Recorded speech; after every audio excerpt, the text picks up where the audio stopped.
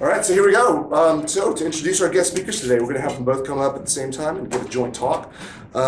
Today's event, as I said, is hosted by Humanists of Houston and features a special talk by secular activists AronRa and Lilandra regarding the latest developments with the Texas history textbooks and the intrusion of religion and pseudo-history into the public history curriculum.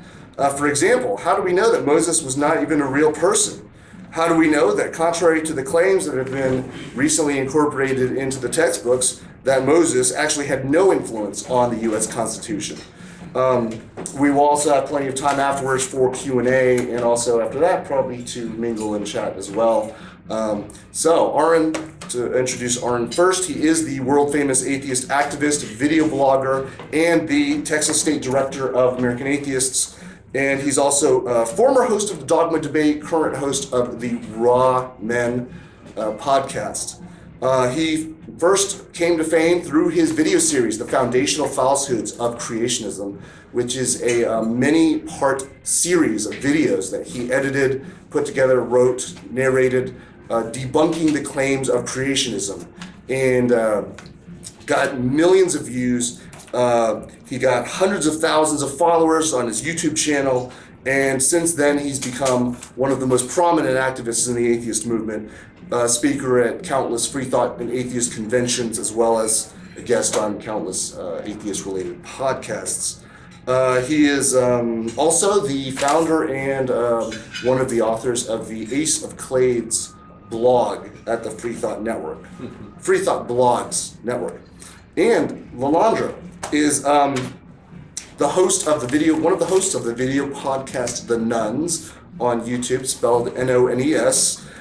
She's also one of the co-blogger at Ace of Clades, and she is also a science curriculum specialist who instructs teachers on how to best use the science curriculum. She and Aron together, they write and co-produce living science videos, which are used as curriculum supplements for students and teachers. Also, both Aron and Lilandra were guest speakers for us here back in August of 2013 at the inaugural Answers in Science event at the Houston Museum of Natural Science, which was also hosted by Humanists of Houston. So, yeah, if you could give a warm welcome to our guest speakers today, AronRa and Lilandra.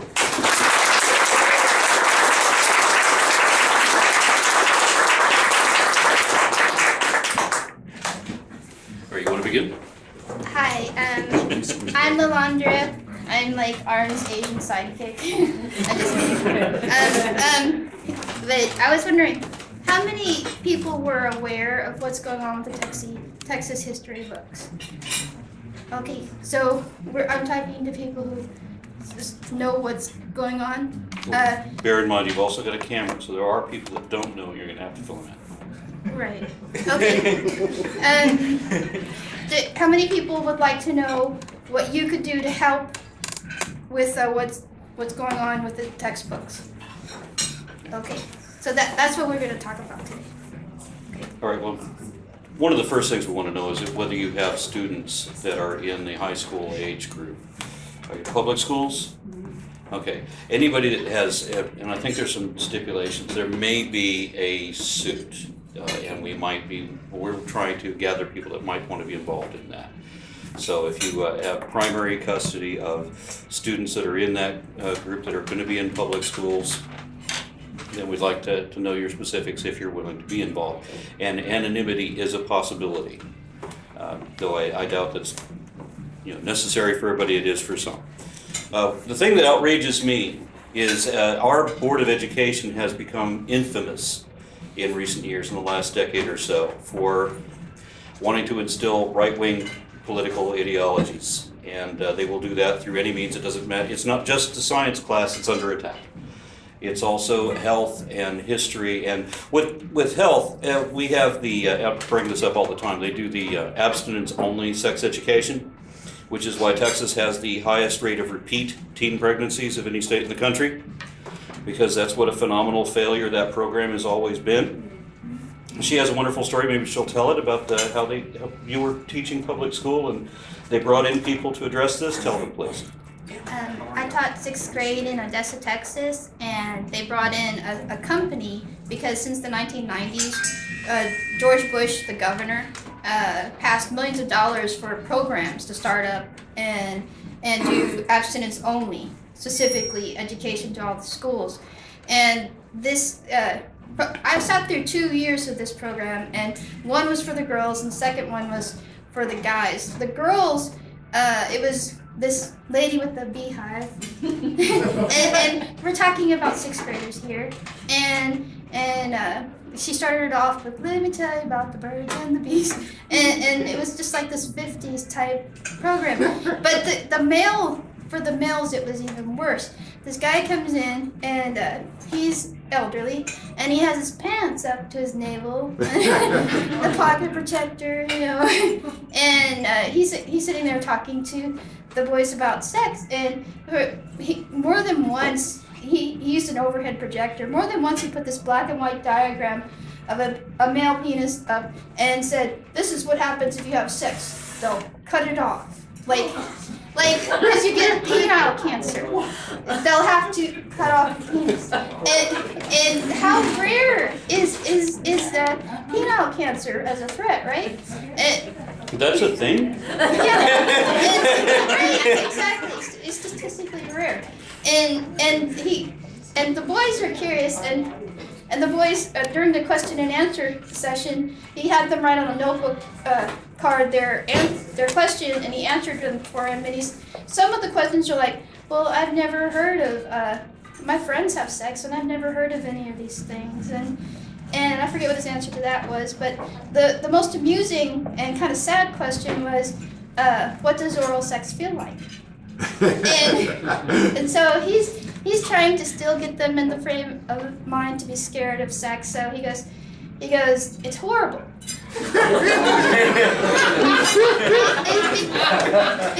because you get a venereal disease, and you're scared of getting a venereal disease the whole time. And so you're so concerned about that you can't enjoy. Yeah, got it. Yeah. that part of Texas, West Texas, has I think the second highest repeat teen pregnancy rate of the whole state. And the state of Texas is pretty high for that, well known for that anyways. And during both programs, they just kept talking about condom failure rates and discouraged them from using condoms. Because fear is the primary tactic of the religious right in practically everything that they do.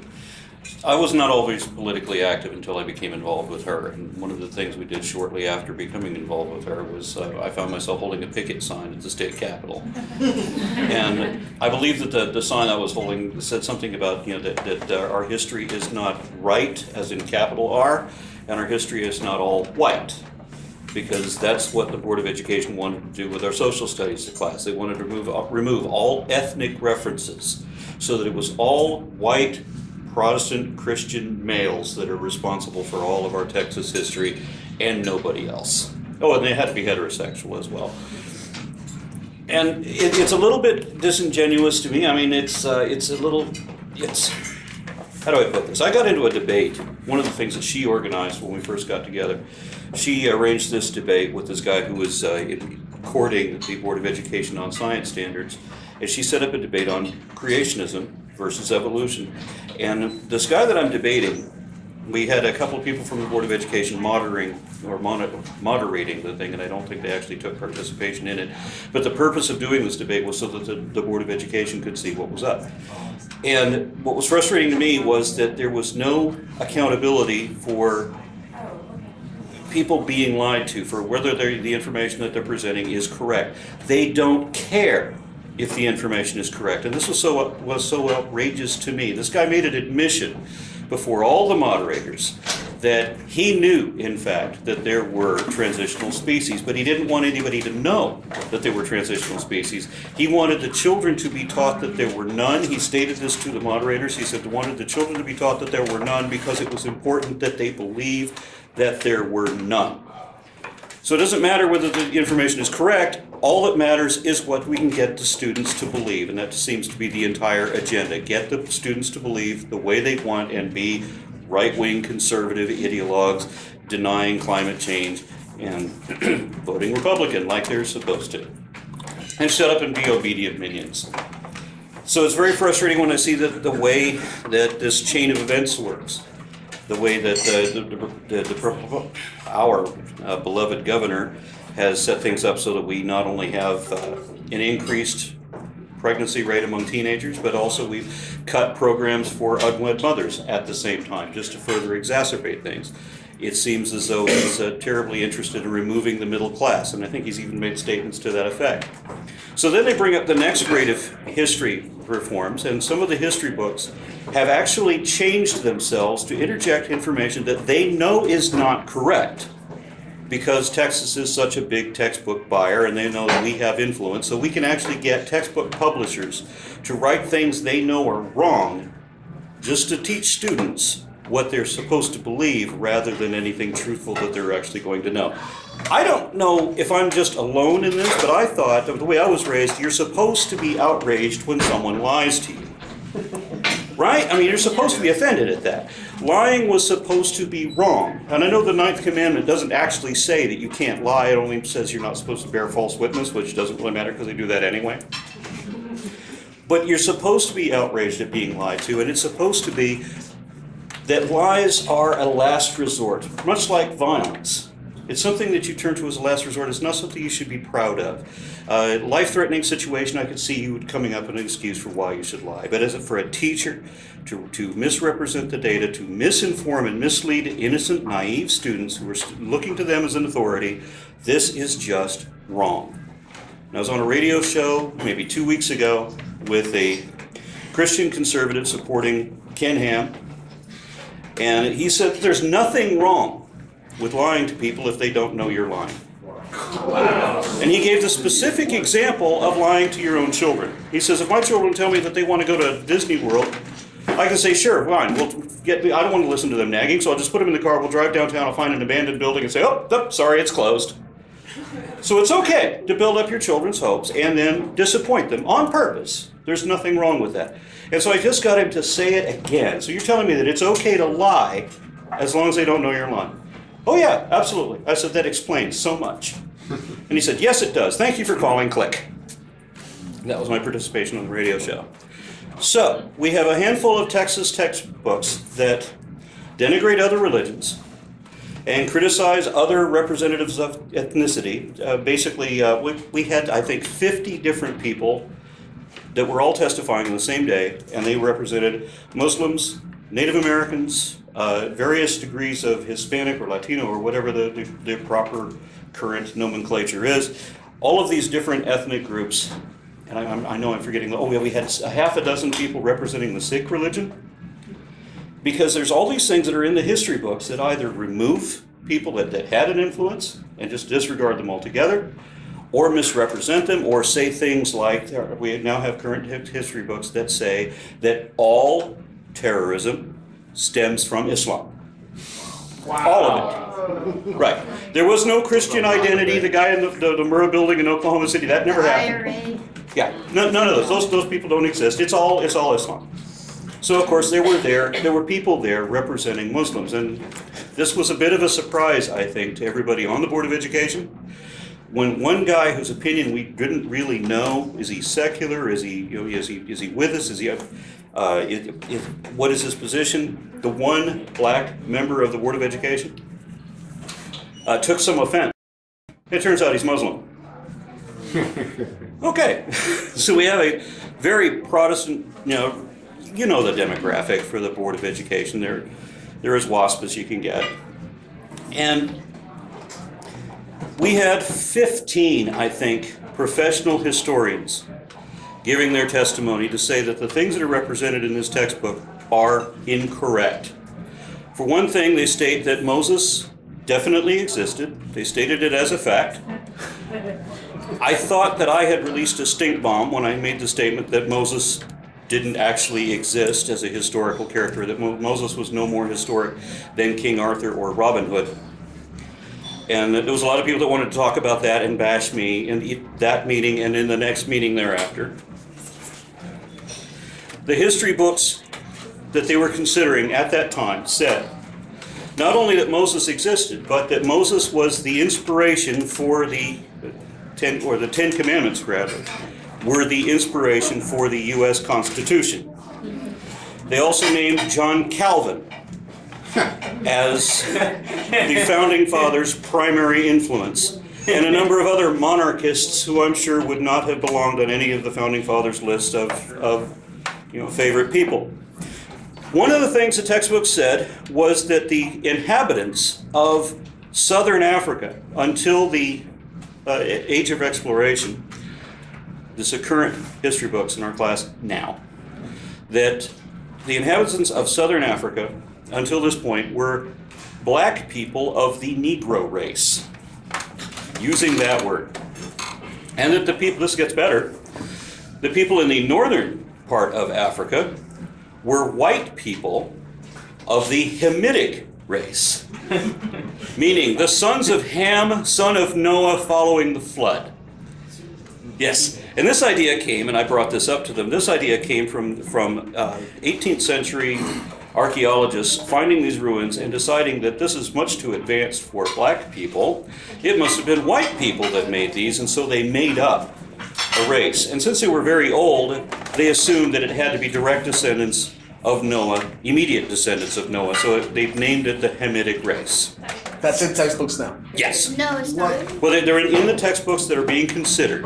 No, that textbook, I think, wasn't adopted. Worldview software. Worldview was not adopted. However, after 15 historians gave all their testimony about that Moses did not exist, so far as we can tell, and we've got a lot more we can say about that, and I'd be happy to go into it. However, the thing with Moses being a founding father is in mainstream textbooks like Pearson and McGraw-Hill, and that's like they're both in the top 5 world publishers.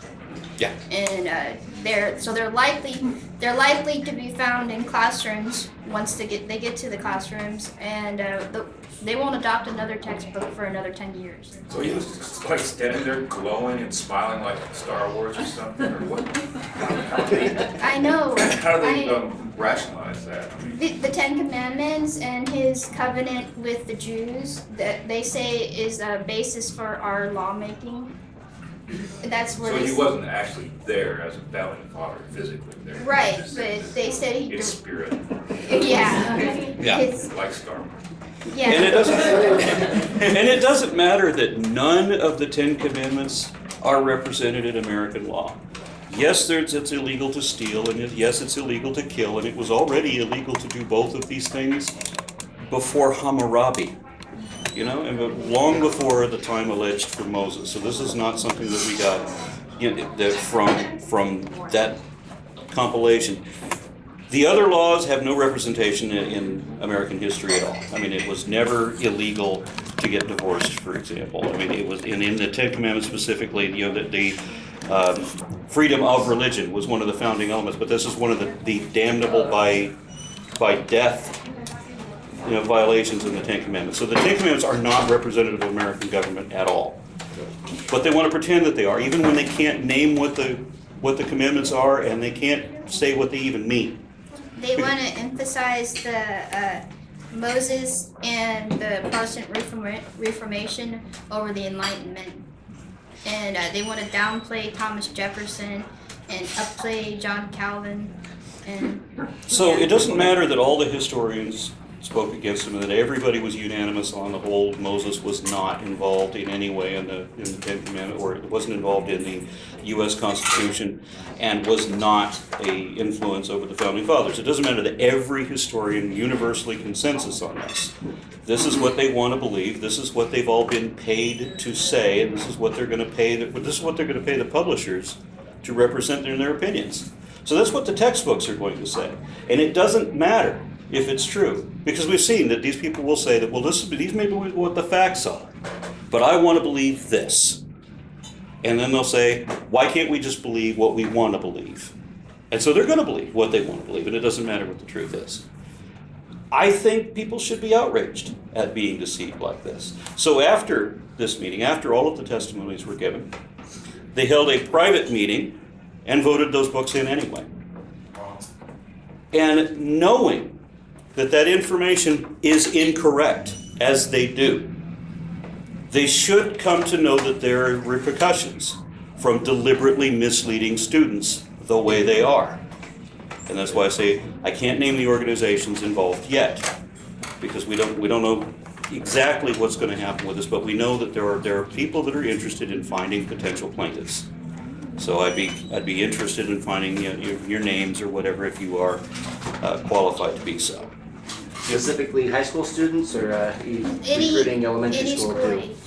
Any school age enrolled in a public school in Texas. Yeah, if you're going to have students in high school within the next 10 years, so your kids already exist, yep. Then yeah, and they're going to be in Texas schools, then we're interested in talking to you.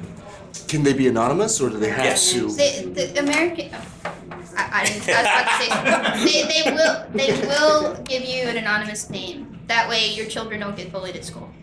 That's right. Right, Christian children. And parents. I say which textbook company it was that was going to publish this? Was it Pearson? All of the versions of the textbooks that were adopted have Moses as a main influence on our government. Yeah. Have these new textbooks been printed yet, or No. are in the process of being printed? No. So we gotta hurry up before they get printed. Well, they were. That's true. But we don't have the money to print them, right? Well, they actually skipped giving the children new science textbooks when they were supposed to give them, and they did online curriculum, and now they're starting to get back to giving them the printed curriculum. So there is issues with money, sure, but I think they're going to find the money to print these. The textbook fund has been around since I think the founding of Texas, a very long time. And so they've accumulated a lot of money. And that's why I think the religious right, recognizes that there's hundreds of millions of dollars in this fund. Texas has all this influence on the rest of the country's textbooks. And some states don't have the money to do this, to review their own textbooks, so they just adopt ours. And so that's why they're in charge of the school board. And I think they're more extreme than even most Texans. But because they have such a powerful, pivotal position, they're able to do a lot of damage. And the public education system in Texas has been in a lot of trouble for many years, because even though the Constitution of this state guarantees that there will be a free education provided, we know, of course, that representative powers that be do not want there to be public education. Rick Perry said he was going to get rid of public education once he became president, if that's what he actually can do. It's one of the three things. Yeah, Right? yeah, what are those other two?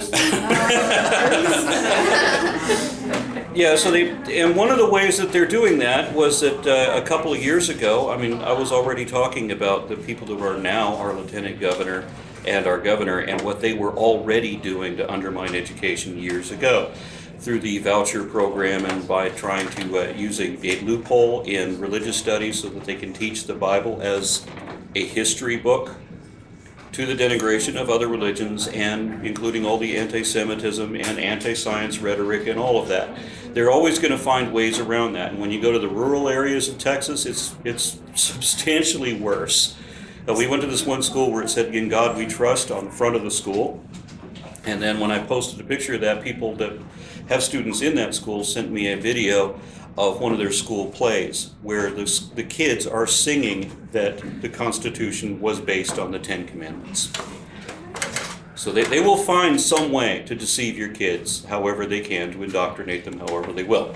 And a lot of people say that's unconstitutional, but the Constitution is a piece of paper, and people have to stand up and defend it. Yeah. And I was going to say, science advocates have been very good about blocking creationists for decades. So I think they found this loophole in the history book, and they even tried to deny climate change a little bit into social studies textbooks, and science advocates were able to get them to edit that. There were some small successes, but there's still not a textbook worth teaching to children. And I warned them when I testified that Texas is a majority-minority state already. And in the future, in like 20 years, the minorities will be a sizable majority, voting sizable majority in the state, and you're not equipping these students with an adequate history education where they can pass a college history class. You're not going to pass a college history class with talking about Moses and not John Locke or Thomas Jefferson and of the Protestants there that are the majority, blank face, like Teflon, don't care. You know what they, to my mind, I've even seen one of our new legislators proposing that we block immigration from Asians and Hispanics because, quote unquote, we won't be able to elect another president, and they don't like our children, so they don't conceive of minorities and whites all being people that can all get along with each other, and you just be good to each other, and the state belongs to all of us, because they'll get older, and the minorities will be where the tax revenue is coming from. Yeah, if you guys are familiar with Madeleine Murray O'Hara, and the reason that she became the most hated woman in America is because she didn't take away prayer from school. What she did was prohibit teachers from enforcing prayers against students of other people's children, so that the teacher can't lead Catholic students and Jehovah's Witnesses students and so forth to follow the Protestant Christian prayer.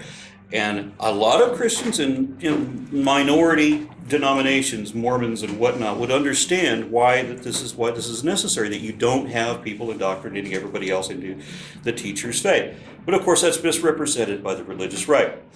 Our current governor now has stated that he wants to repeal that he wants to have teachers leading students in prayer.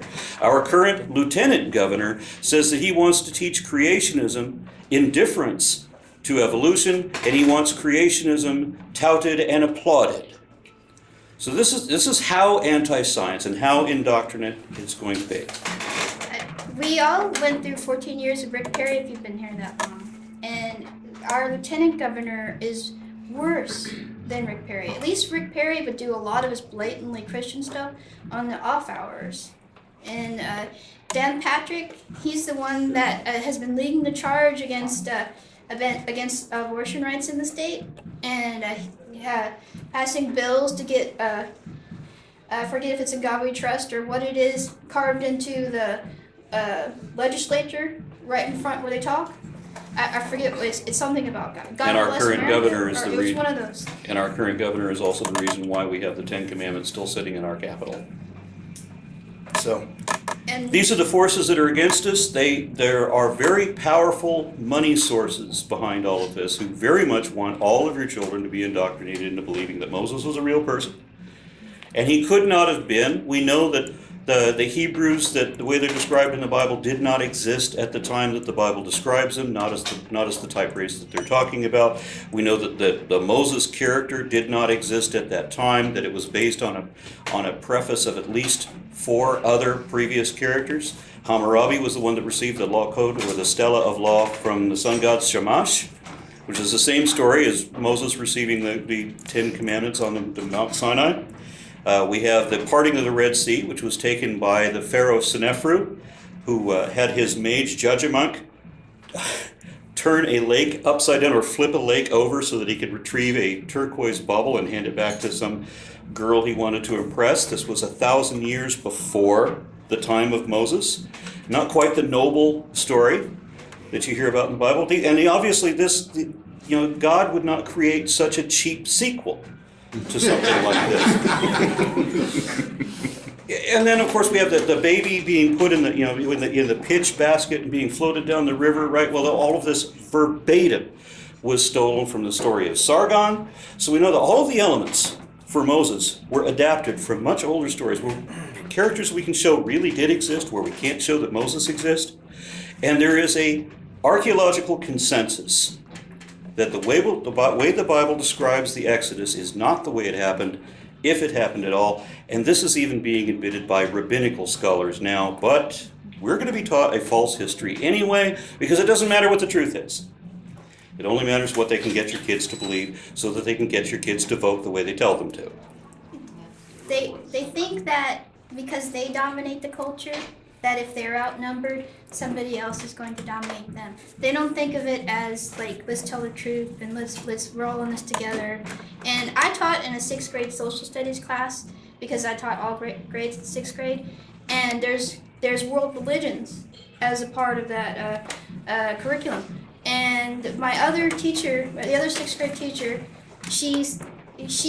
when she got to that part, she'd have them all do presentations on the world religions, and she told them, but when you're talking about Christianity, there's a promise in Christianity that if you obey your mother and father, that your days are going to be long on the earth. So maybe you think, big deal, these are history books, and a lot of teachers don't use history books, but yes, teachers do use the opportunity when you're talking about religion to promote Christianity. So it just plain old should not be in there. So what news sources or internet outlets do you guys suggest people watch for updates and to stay informed and to hear about any possible actions we can take? Texas Freedom Network. You can sign up and they'll Facebook update you on, and you can go there and read the articles. The right-wing press likes to call them a liberal watchdog group, but they are made up of Christians and non-believers, and they are just primarily interested in the separation of church and state. And because the things that we're interested in are never going to be mainstream news. When we did the Reason Rally and there were 30,000 atheists on the National Mall, I didn't see any media. That was like a secret event that never happened. Al Jazeera was the only no American networks. Yes. Fox had us for about 5 minutes and then switched over to something else. So somebody was there. And then ABC was there for a stint, but it was only, basically touting that, it was just a bunch of angry atheists. Well, I mean, for the Fox one, it's sort of like zoomed in on a small area of the crowd and just tried to say it was like just a tiny population. Okay, yeah. But we know that these things aren't made mainstream news to us. They don't announce when they're going to do something outrageous to our textbooks again. They don't care. They're paid not to. I mean, we've learned a long time ago that journalism in the United States is untrustworthy. So we have to go to watchdog groups that are actually watching the wire. Unfortunately, that's the way it is. And do please sign up, as she said, to get updates from them. They're specifically those, like you were asking, are those textbooks already printed? I would support the organizations that are fighting to keep them from being printed. If they need a petition for you to sign, or I don't know who's going to take up the lead on this yet, on suing the state of Texas, but or if they're going to do it yet, or they're going to proceed. But I know people that are interested. I've gotten reports to assure me that something will be done. We just can't name the organization yet. We can't name a date yet, but something's going to happen, and we're going to be involved. And so, it's still not in the curriculum, though, is it? I've never seen Moses in the social studies curriculum. Look they updated the standards in 2010. The standards have Moses in them. As a historic the new character. standards. Texas education or essential The knowledge and skills. Yeah, they do. The new updated social studies curriculum has Moses as one of the people. I'll never teach it. Can y'all talk a little bit more about the writing of the Constitution, the secular nature of the Constitution? And from what I understand, there are documents from those who were involved in the writing of the Constitution where they talked about the source. They explicitly referenced the sources of their ideas and where they, what did influence them when they wrote the document. I wish I could channel Richard Carrier at this moment. I saw the most brilliant presentation where he went through the specific references verbatim, where all of these different parts of the U.S. Constitution were actually taken directly from Greek philosophers from many centuries ago, from the time of antiquity, and then of course John Locke and them. But never would there have been a reference to John Calvin or anybody like that. I mean, you have to remember that when this country was founded, everybody wants to say, well, this was founded as a Christian country, and it was founded predominantly by Christians. It was founded by Christians who were trying to escape religious persecution, only to bring religious persecution over to this country. So as soon as they got over here, they persecuted the natives that were already here, and then they started persecuting each other. The Puritans had established several laws against the Quakers, and were in some instances branding the Quakers, piercing their ears in an unpleasant way. And I remember stories in my history books about Quakers being stripped and then dragged behind horse carts to get them to renounce their religion, or they were run out of town. So this was the kind of, and then you have the Salem witch trials, right, which more than anything else established our legal system when people said, you know what, we can't have Supernatural. Yeah, we can't have spectral evidence in here. We have to have something more sane than that. And so this is the footing that the country was founded on. It's not the Puritans that came over here first. It was the government noticing how people behaved when they allowed religion to have rule over law. It is always an automatic violation of human rights. And so that's what they were working against. To establish that it would be okay to be Jewish, to be Protestant, to be Puritan, to be Quaker, and not have everybody else persecute you under the law for that. Thomas Jefferson was horrified by the killings in the name of religion, and the one you're thinking of maybe is John Adams, how he said it's in no way a Christian nation in the Treaty of Tripoli. If you tell Ken Mercer, one of the most outspoken and loudest and rudest people on the school board, any of that, you quote John Adams, any of that, he'll say, find me where it says separation of church and state in the Constitution. No, and you go, wait a minute, Establishment Clause. No, where does it say the words separation of church and state? And everybody knows those are the letters of Thomas Jefferson, right? Yeah, they're so pedantic about it, they went to court over that. To have a judge rule that those words, those specific words, were not in the Constitution. And so then one of the people representing one of the far right-wing groups was testifying along with us to say that we had already lost in court. A judge ruled those words are not in the Constitution, so shut up, there is no separation of church and state. That's their angle. So shouldn't we be calling our state legislators to demand that truth or evidence-based textbooks be part of the law? I would recommend an there. attack on multiple fronts, yes. Yes, and the legislature has kind of pulled the reins on the school board. It used to be that when the school board adopted something, they adopted for the state. Now, when they adopt the books, they're just approving them for accuracy, and it has to be 50% of what's in the standards has to be in the textbooks, and the districts can buy their own textbooks from this list. But I forgot where I'm going with this.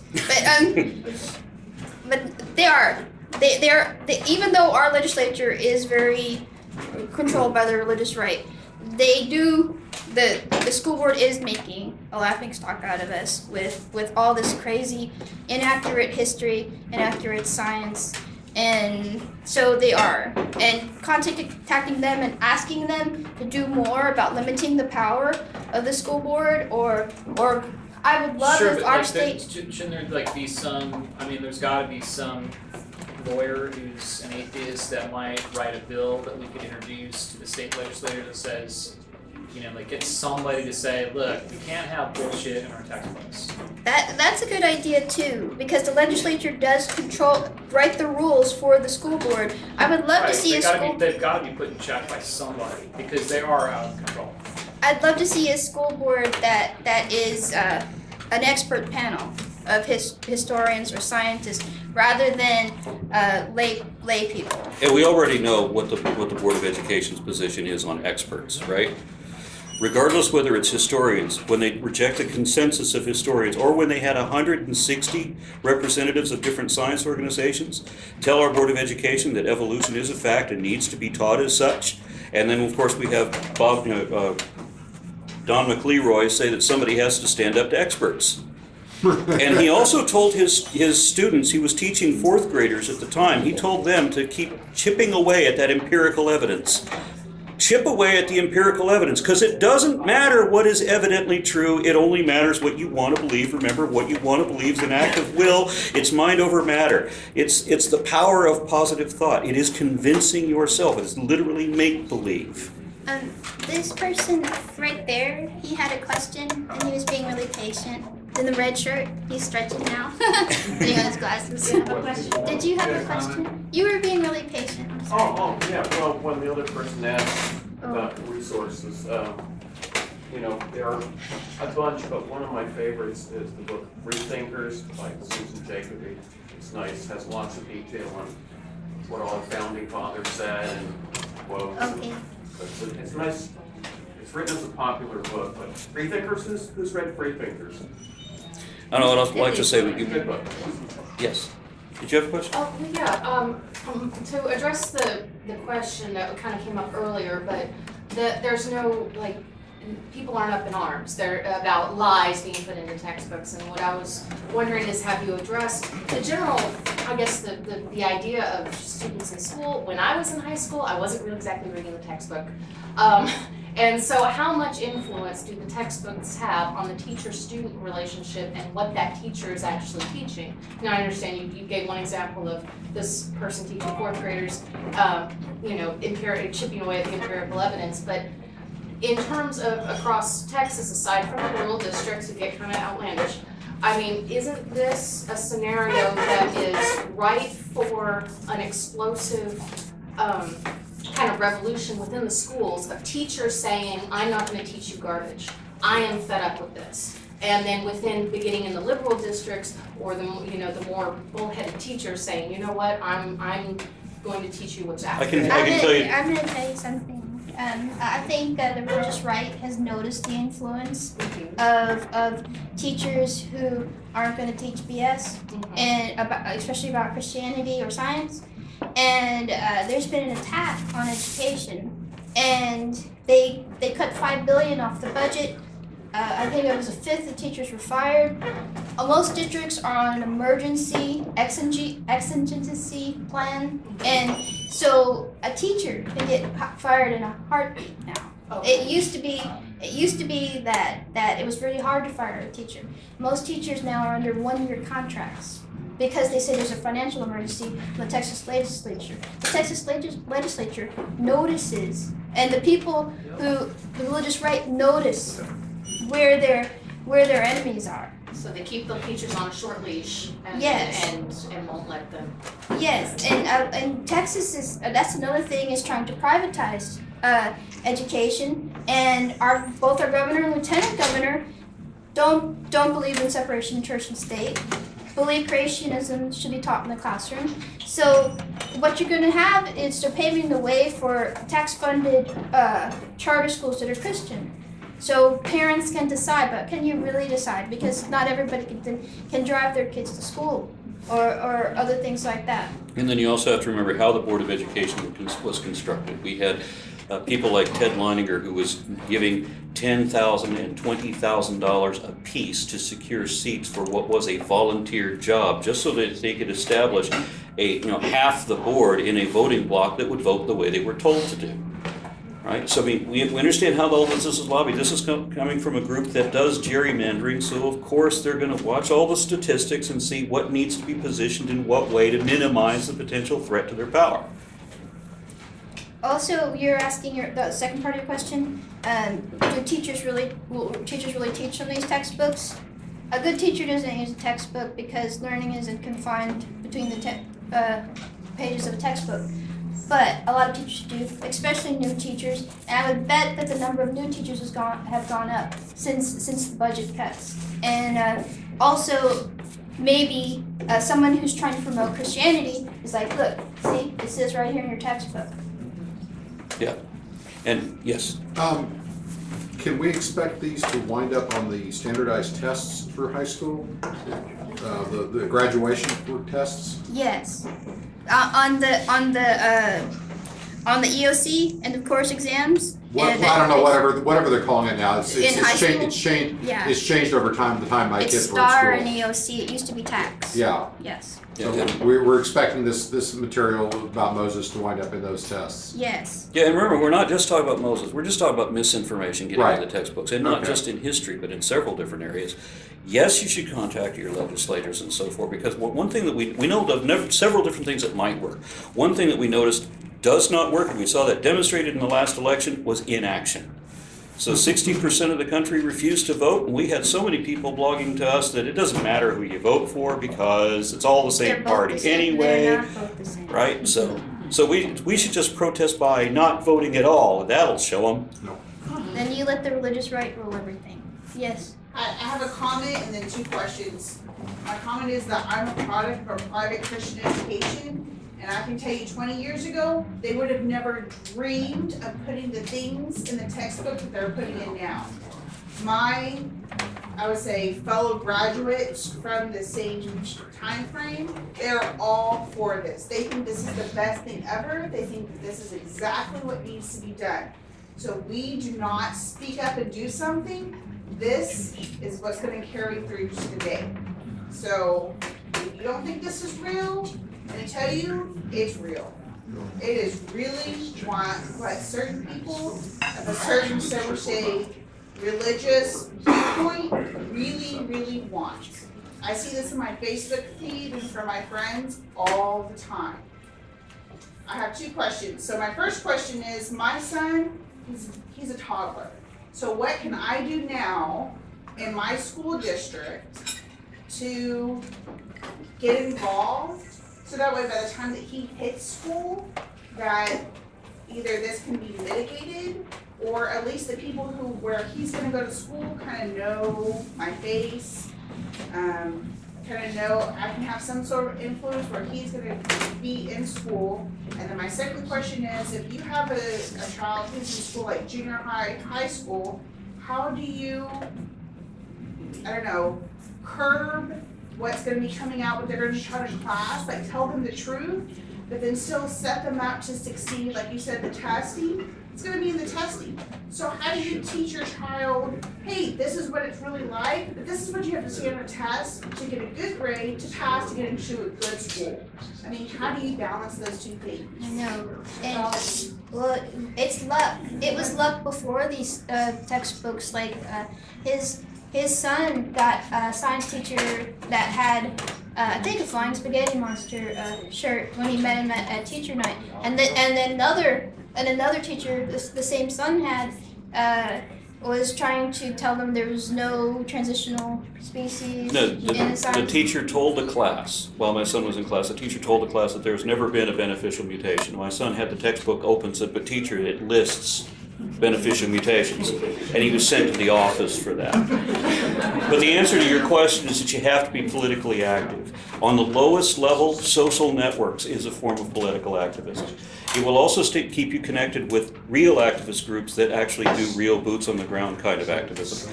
Being involved in politics, of course, voting, but even possibly running and being heard more than anything else. And the religious right noticed that the local positions, electoral positions, have influence, and we're kind of letting them run everything. Yeah. Now, one of the things that I would like to see is that a lot of people want to pit, the atheist against the theist or whatever in all these different debates. I want to see politicians held accountable for the nonsense that they say. That these are the people that need to be on stage with an opposing position on camera. And I don't ever see that. So, yes. You mentioned Don McElroy and his recurring statement about challenging the experts, that we need to challenge the experts.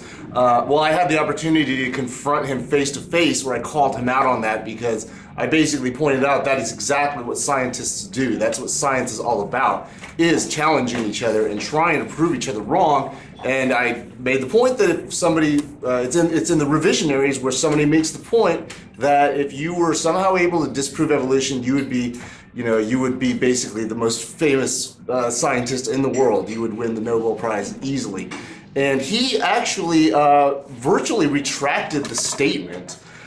He pretty much tried to say that it was kind of an off-the-cuff statement, where he was all, he was saying it, he was emotional and he said it without thinking. Of course, it's everything he says. Of course. I saw him on an interview. I saw him on a news interview where they asked him point blank and said, "Okay, you're a young Earth creationist. You're a religious fundamentalist. Do you think your job is to get in there and push your religion on these kids?" And his answer was yes. Yeah. Obviously, everybody else saw that. Yeah. But yeah, so after I called him out on that and he virtually retracted the statement, he then went on the Colbert Report where he repeated the statement. So that was obviously a complete lie. But my question for y'all is, if y'all could maybe talk a little bit about why the stakes go beyond just Texas here. What the repercussions are at the national level as far as what happens here in Texas. Okay, well, Texas fortunately doesn't have quite the command that it used to have, but nor does it necessarily need to, because if you look at the right-wing politics in any state, you'll see that the same thing is going on. What are the demographics for the Tea Party across the country right now? I'm not sure, but I know that even in places like Jefferson County, a suburb of Denver, they're trying to make these same kind of revisions to history books. Yeah, I did a couple of presentations over the last year where I was just showing how right-wing, or how the religious right is influencing politics and legislation on all these different states across the country. And it's kind of insidious. It's not just what we do, and the only way to respond to that is going to be at the grassroots in every state. Now, we have a little bit more leverage in Texas than they do in Iowa or Nebraska or someplace. But we just have a bit more. It's not like it used to be. It used to be that Texas and California together commanded all the textbook purchases, and because of the old methods of printing, the publishers, if they wanted to make money at all, they had to appease Texas. But they've now come to a point where it's a virtual atmosphere and everything's computer enhanced, so they can actually print specific books only for Texas and then have issued everywhere else the books that were banned in Texas, which I thought would be a great idea. That's not what they did. Only one publisher withdrew when they demanded that they put false information in the textbooks. Over the Moses thing, how did Mifflin withdrew their books from consideration? They said they'll make a national book, but they won't make a Texas book. Nice. Yes. I was actually curious as to, you were talking about computer programs. What do you think of programs like your own and Khan Academy? Do they have the potential of, pushing back against, a lot of these different lines? Do you think that potentially trying to be able to collaborate with them could actually help with the future of textbooks and curriculums within, middle school and high school programs? Yes, I do. The internet has been a great boon to wrong ideas, because you get instant correction and lots of people correcting them. So and students go online and we make videos, science videos, to supplement classroom education for maybe I train teachers and I over the state and of Texas, and I notice a lot of them, and through maybe no fault of their own, and this may be the problem with the history curriculum too, aren't as proficient as they should be in their subject. So this making stuff on the alternate curriculums, in homeschool curriculum, the young Earth creationists have been making their own alternate curriculum for years. Answers in Genesis, Bob Jones University. So I mean, we, rather than just fighting on the front of preventing it from getting into public schools, we should be making our own curriculum. The nice thing is that the people that are wrong don't agree with each other. So when you get on the internet and you find information, the correct information will still override the wrong. because the wrong is coming from different sources that are disputing each other, and then that's easy to work out. It's like, when you have a religion, all the religions different, they might start from a central idea and then they shard out in every different direction. Even though they have laws against heresy and all of this, you still have heretics, you still have little subcults of new sects diverging, and they're all completely different. And because they're setting up their information like this. And so this is why they have every idea on everything, and that's why there's as many different types of Christian as there are Christians in the pews.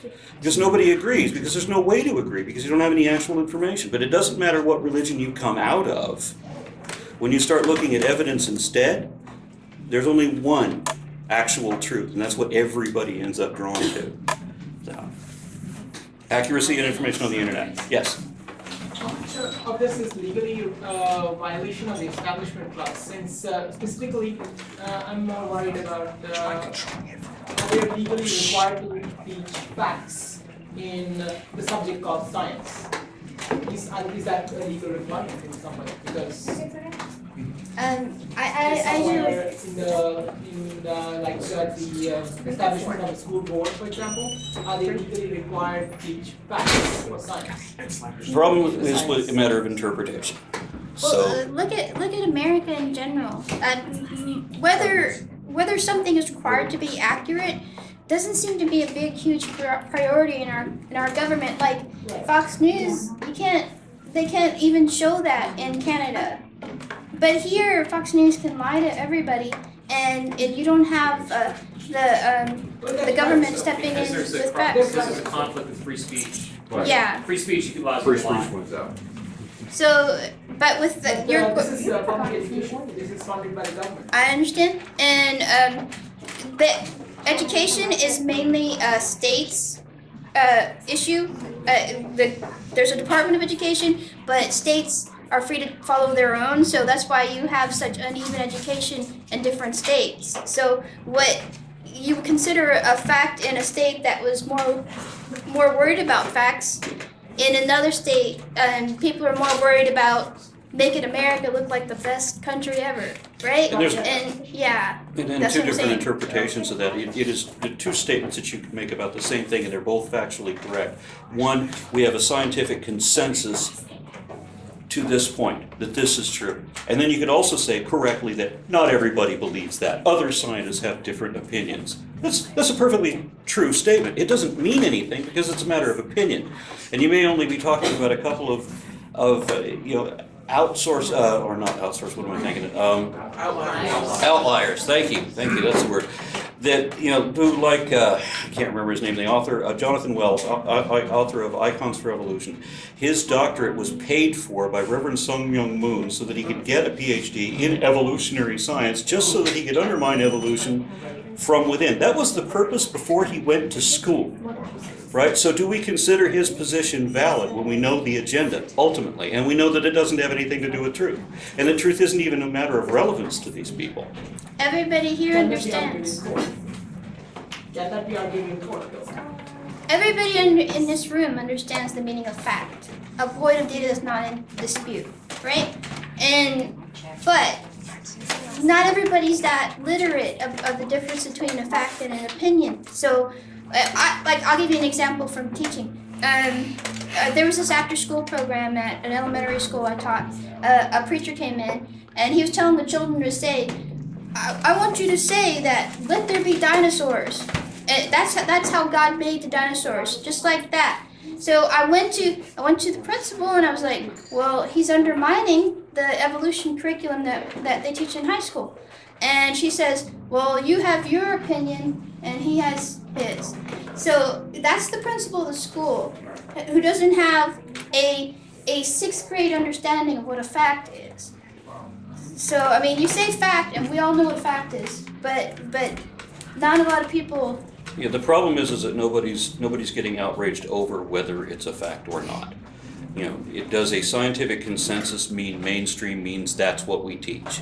There's nobody saying, well, why can't we teach flat Earth, or else this would be a more open concept. But there are people that hold to that, and they think, well, we are the outliers. We're the ones that we can say, not everybody agrees. And then they do the lies of equivocation and projection, where they say, well, if my position is religious, then yours is religious too. If you got science and I got science too, somehow we're equal. in all of these things.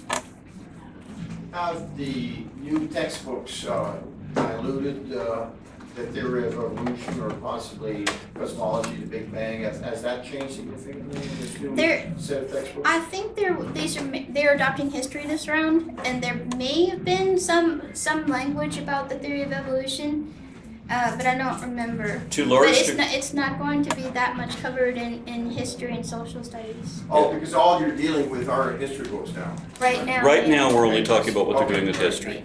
I mean, there's huge issues also, like I said, not just in social studies, but also in sex ed and also in science, of course, and probably other areas too. But right now, we're only talking about what they're doing in history. History, as Charles Darwin even mentioned, certainly was influential. Well, you got to remember that they focus primarily first on Texas history and then American history, and so they can forget about that guy on the 10-pound note. Yes. And anybody else? Yes. So does this come in rotation? Like they do 1 year in history, 1 year science, 1 year math? Yes. Well, pretty much. I think they were also adopting math and reading curriculum with history, but it wasn't as controversial. Because surprisingly, there's no groups out there saying that 2 + 2 = 5. But there was the guy on Questioning Darwin who said that if the Bible said that 2 + 2 if the Bible said that 2 + 2 = 5, that he would find a way to believe it. Yeah. So it doesn't matter even if you can prove that it's wrong. I've actually had people tell me we have the right to be wrong. So it's not a matter of understanding anything. It's understanding the way things are. It's a matter of let me believe, let me pretend, let me make believe what I want. They don't get it. They don't get that. They think that they're right and their authority comes from God. So their opinion is overrides yours, trumps yours. And for all of their proclamations about their absolute truth, the sad thing is that I view truth as a statement that you can show to be true. I think that's the way a court of law would view truth, is whether you can show that it's true. And we have people that promote all of these, that make all these claims that they can't show that any of it is true. And we can show that there's a hell of a lot of it that's lies, and somehow they're still predominant. Because there's the argument that I often get. It says, well, why would I want to believe what you want to believe? Why would I want to believe what you believe? Why can't I just believe what I want to believe instead? Because it's not a matter of what you want to believe. I want to believe I'm a Jedi. Well, you are a Jedi. Knight or Master. But it doesn't give me those powers. There's a reality thing here. All right, yes? Yeah, I have a question, like, we have talked about textbooks and everything, but I also believe a lot of things depends upon what you are taught at home and everything, and what your parents are teaching about. And I do know a lot of, like, even the educated parents, and even the educated adults, like, even they believe, like, in God, and God created a lot of things. So I do think that we also need to create some awareness in that region too, because even if we, like, go, say, we don't want textbooks to contain those things, but you're also getting some things taught in your home, like this is what your parents are teaching about, and if your parents keep on talking about, okay, like God created us and everything, like how are we going to handle that situation? And I think a lot of this depends upon creating awareness among people, because it's just not the kids or the textbooks, but it's also the other people who are here, I would say. Well, I think there's a cultural attitude that you have to develop, and of course that's only going to come from the grassroots. Right? Culturally, we should recognize that when you assert as fact something that is not evidently true, that is tantamount to lying. We have to recognize that. And then when the preacher does it from behind the podium, we have to recognize it then too. I see a lot of their messages of evangelical Christians to parents, and one of their main fears, and people write books about this, they're so scared of it, is their children are going to go to college, and they're going to become atheists. Or they're not going to be Christians anymore. So, I mean, you're saying that it's cultural, a lot of the parents raise their children that way. So that's where a lot of this changing the history books is coming from, because they're afraid of their children believing something different than them. Yeah, that's true, but I have seen like even doctors who believe in gods and everything, like there are a lot of doctors who actually believe in gods, right? Like in spite of the fact they are like people who are saving people's lives. And I've seen like scientists who actually believe in God and think about that. There are scientists, not so many as there are medical doctors. There's a lot more medical doctors that believe in God than there are actual scientists that believe in God. I have seen doctors who actually like pray to God before actually going to like surgery. Wow, or something. yeah, Like, no, thank you. Jesus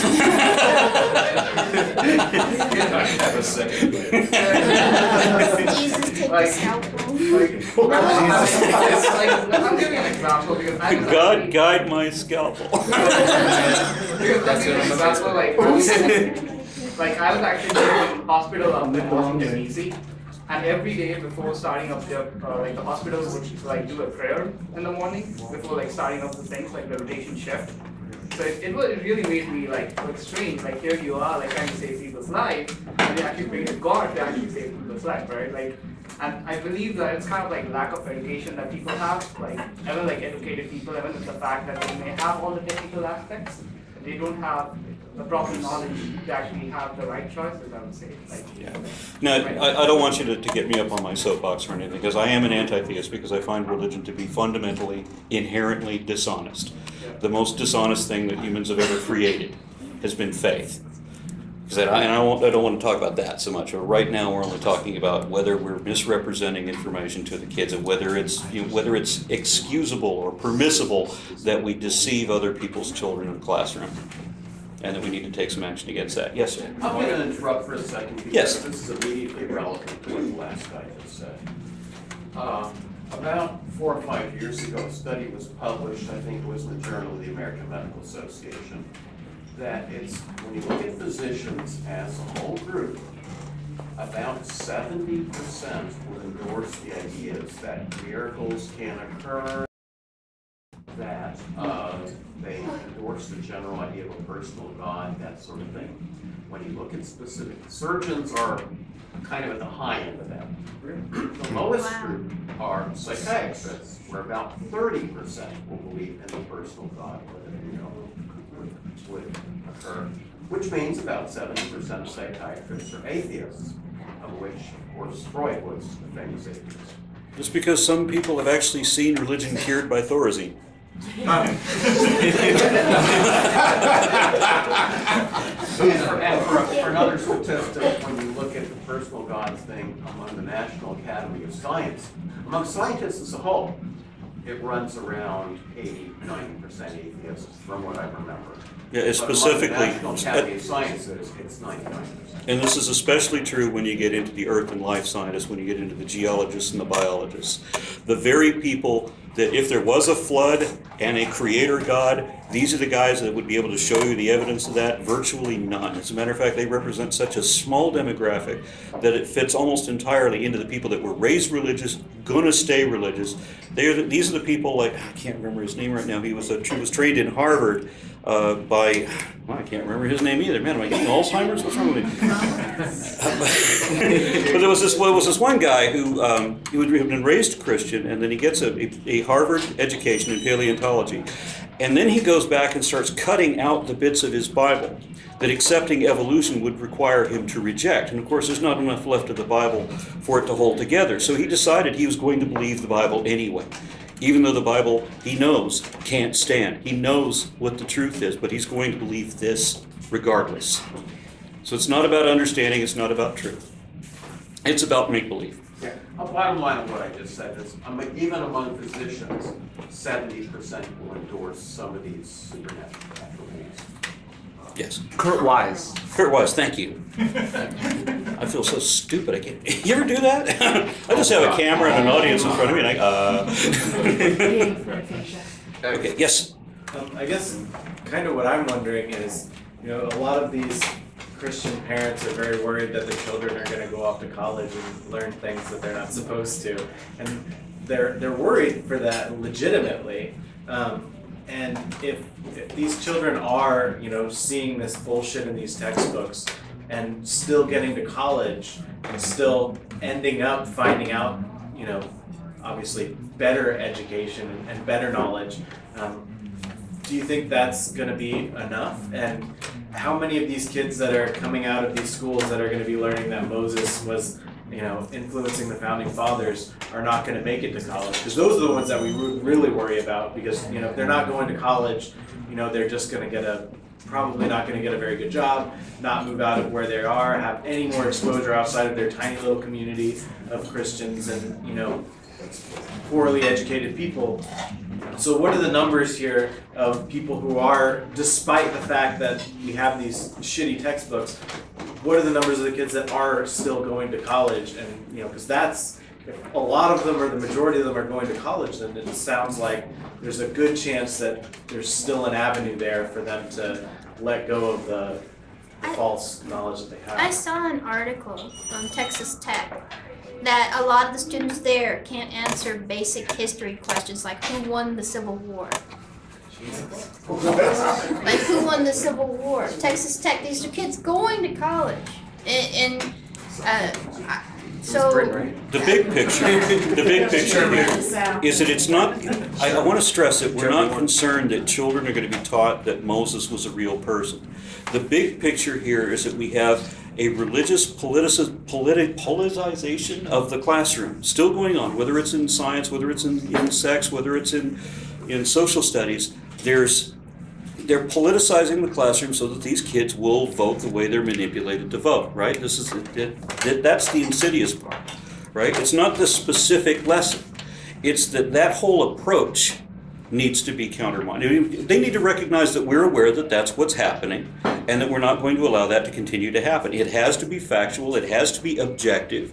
And I don't even say that you should tell people that their religion is not true, right? I don't even go that far. But I wouldn't allow anybody to pretend that their religious position is in any way an equal position to measurable facts. You know, I'm just saying we don't denigrate religion at the same time.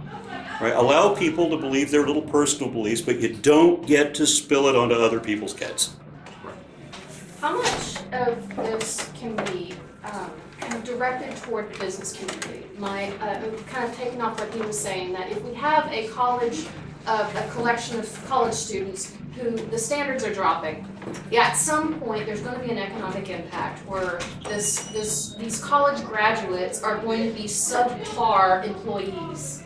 And so how can we connect this to, if you are not teaching students facts and kind of opening their brains to the absorption of actual information, then this will impact the quality of the eventual Texas worker and the entry-level employee and the ability to train them.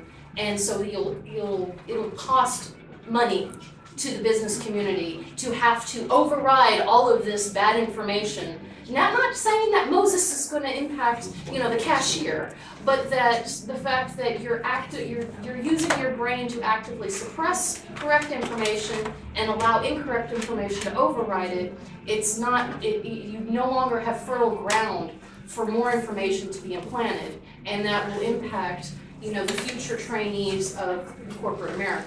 That's what I testified. We're trying to import more labor. Yeah, exactly. So then, you will then have companies who refuse to hire Texas graduates. That's what I testified to the school board, that the economic impact of teaching children inaccurate history, and we're needing more college-educated workers. So, and you're not a care on any of the Protestant activists on the board. Didn't blink an eye. And they wouldn't understand. What I'm saying is that they probably won't understand the business nature of it because they are on the school board. They do, because if they're in charge of the Texas, the Protestants are in charge of the Texas government. They're in charge of the Texas economy. They get the most. They get the most contributions, the most money from Christians. It's pandering. Plain and simple. They do understand money. Yeah. That's what's behind it. I'm curious, who went to college outside of Texas? Most of the people in here. Now I don't want college in this state, but are in this state working, and I think that's kind of going to. And if you get into the science technologies, again, it's all foreigners, right? I don't want my country to be run by a corporation, but if it were run like a corporation, then if you can't fire people that aren't being able to perform, you would train them to where they can. And that's what the country should be doing. It should be training our people to be more productive. Because there is there is a financial attachment to our understanding of actual factual information, because accurate information has practical application. So, and you need knowledge to inform your decisions. If the input is crap, the output is going to be crap. Yes. But also, you can sell more products if people don't do criticism. Yeah, they're too. Yeah. One of the reasons they want to keep people down. Yeah. Yes, sir. Alright, well, I was up at the United States Military Academy for 2 years up there, and while they were doing the political science and like U.S. history courses, like they were going through that the political ideas that founded America was going through all these Christian, like, theists in the past who were apologists making arguments of like, this is why people are good, this is why we form a society. Like, they didn't really include many secular figures up until like maybe like they included Locke and other people, but it mainly stretched back to like 13th century apologists. Yeah, well, let me remind you, if anybody hasn't seen it, where Ken Ham talks about why do we believe in the literal Genesis, right? We have to believe the first half of the book, because if we don't believe the first half of the book, we can't believe the second half of the book. So we have to make believe the first half of the book, right? It has nothing to do with whether it's true. It's entirely based on your consequences of whether or not you believe. Nothing to do with facts. He was debating another Christian apologist who's an old Earth creationist. I forget what his organization is, but he said that what about the fact that we have fossils of dinosaurs with cancer tumors? Philip Johnson. No, it was not Philip Johnson. I forget his name now. And that would be, if we look at millions of years, that would be disease before the fall. So it's not that Ken Ham hasn't looked at the scientific evidence. It's that Ken Ham refuses to believe anything that conflicts with his interpretation of the Bible. Which, of course, they state in their statement of faith, that they are going to believe the Bible no matter what, and they will never admit when it's wrong. It paraphrased, but every creationist organization makes a statement to that effect. So, again, it has nothing to do with facts or knowledge. It's what you want to believe, or you better believe what we tell you to believe. So, anything more? Any questions? All right. Oh, yes, one more. I'm just wondering, with regards to the new textbooks, erasing out all references to other ethnicities and all that, do you know of any other groups, not necessarily secular, but African American, Latino, activist groups? Are they, I'm sure they must be outraged. I did a video where I showed some of the other people testifying. There were many different representative groups there. I don't remember their names, any of them, I'm sorry to say, but they were there, and if you watch his video, they give this white man in a military uniform, they talk to him and praise him for like 20 minutes. Thank you for your service. And then they had a Latino come testify in uniform, and they reminded him that the USCMJ, you can't talk in your uniform because it's like you're representing, unless you're representative of the military. So, and anytime a minority came up to testify, they had no questions for them. But if anybody from the white organizations or the ones in support of their views, they let them go on past the time limit. They talked to him for 30 minutes afterwards, praising him, talking him up, and it was if you watch, it's racism. Where can we watch this again? Brown people. Yeah. It was it's on AronRa's YouTube channel. What's it called? Oh. I'm having another Alzheimer's moment. I need another beer. Texas.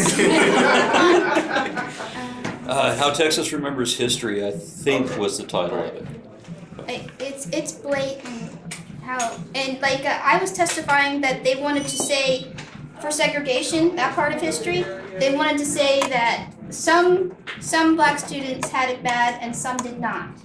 And during segregation, they're trying to minimize the history of segregation. They're just trying to make America, the good guy in everything. And the guy, the admiral that testified, the white admiral, he would talk about the naval battles that needed to be in there. Like, oh, please tell me more. Because they wanted to talk about America, you know, winning the battles all across the world. And that It's a big propaganda machine. How do they treat like American Indians and? Well, see, now this is an important distinction on my perspective versus theirs.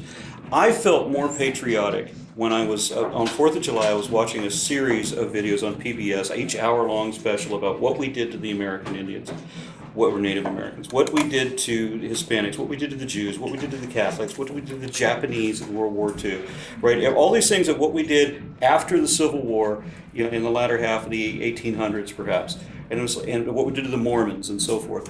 And I was aghast at all of the crap that this country did officially through legislation with right of law, right? But it's important to know that this kind of crap can happen, because then you know that you need to do something about that, right? It's not like, well, that's the worst that can happen. Well, let me show you what's the worst that can happen, right? But if you believe, you have this whitewashed view of history where we are pristine and we're the good guys, you would never believe that we torture prisoners now. And there were Native Americans testifying that their contributions were being ignored in the history books. Like they helped build some of the cities in Texas, because one of the history books is a Texas Congress history book. even recognized the Iroquois as part of as influencing our democracy. Right, more so than Moses, right? Any more questions? Yes. Are you excited about Australia? A bit off topic, but yes. We're taking this is going to be a big spring for us. I'm not just doing the South Pacific, I'm also doing the North Atlantic. Are you taking Ken Ham back? I'm going to thank them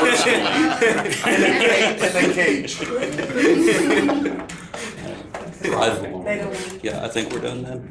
Yeah, all right. Well.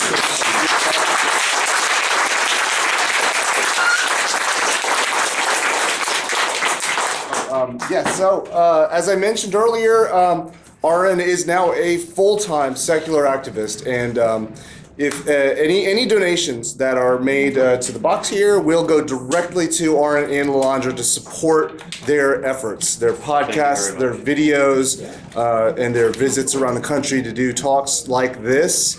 Also, if you want to support them, there's a new, I think it's, as far as I know, it's pretty new. I only heard of it recently, patreon.com, patreon.com.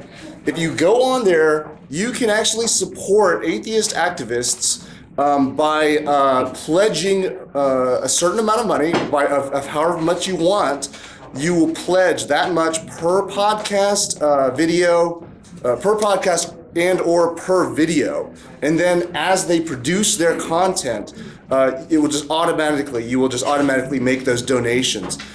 So Aaron is on there, Aaron and Lilandra are on there, and that's a great way to help support their work.